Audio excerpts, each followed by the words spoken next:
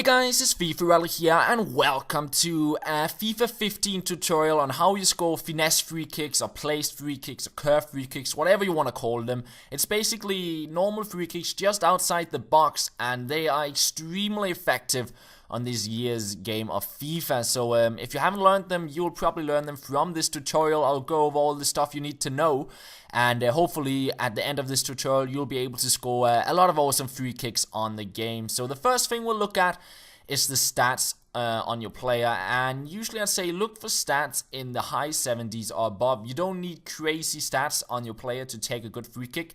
I'd say the accuracy and the curve is the two most important stats, and then the power becomes more important if you get further away from the goal. If you're close to the goal, you do not need much power on your free kicks. Now, next up is the distance you want to take these free kicks in. I'd say from anywhere close to the box up to 30 to 32 yards away from the goal.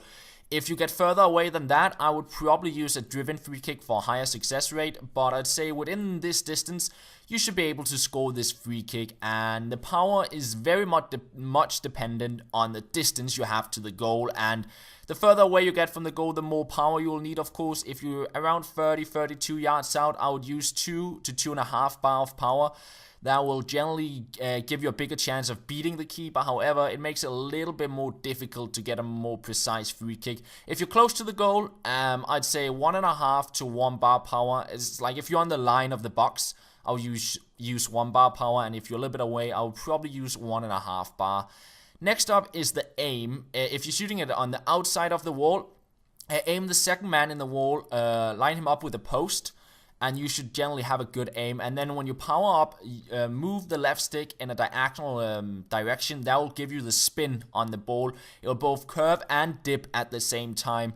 And if you shoot on the inside of the wall, I would basically, the way you aim is you aim right down the middle and just have the keeper slightly to the side of the middle. So aim slightly to the left of the keeper.